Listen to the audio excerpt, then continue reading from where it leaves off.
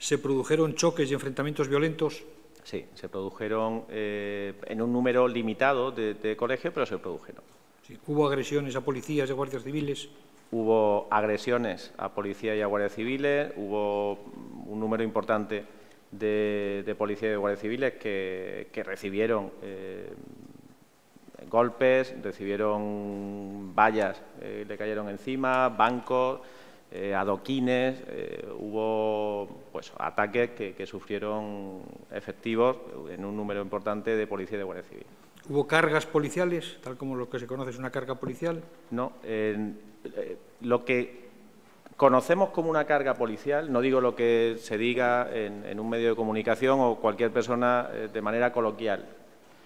Una carga policial es una actuación de una unidad antidisturbios con el objetivo de disolver una manifestación o de vaciar un espacio que está ocupado. Eso no se produjo en ningún momento. No hay ninguna actuación de ese tipo que técnicamente podamos denominar una carga policial. Sí hubo empleo de la fuerza por parte de unidades de policía y de Guardia Civil y evidentemente, en algunos sitios de una forma llamativa, pero solo para conseguir un objetivo, que era un repliegue ordenado de esos efectivos. Porque hay una cosa que ninguna unidad antidisturbios puede permitir nunca, que es o ser rodeada en su totalidad o que se aísle a un número de efectivos que componen esa unidad.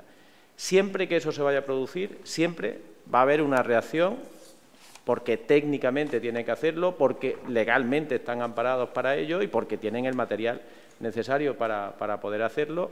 Siempre que se produzca esa situación, va a haber una reacción, un empleo de la fuerza por parte de estos funcionarios. Ya. Es decir, que no hubo ninguna orden política al mediodía de que se retiraran ustedes. No, en absoluto. No hubo ninguna orden de retirada o de eliminación de las actuaciones. En absoluto. Se hicieron las que estaban previstas, las que se pudo.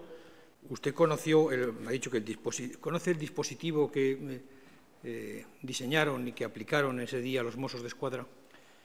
Lo he conocido a posteriori. No lo conocía en esa fecha, sí he tenido oportunidad de conocerlo con posterioridad.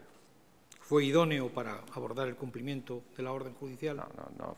Fue como se decía, y yo reitero ahora, insuficiente, claramente insuficiente, ineficaz y diría que en algunos casos respondía a otro objetivo, no al de impedir la celebración del 1 de octubre, sino a dar una apariencia de normalidad en algo que no era normal porque había sido suspendido por el Tribunal Constitucional y había sido posteriormente declarado ilegal, ¿no?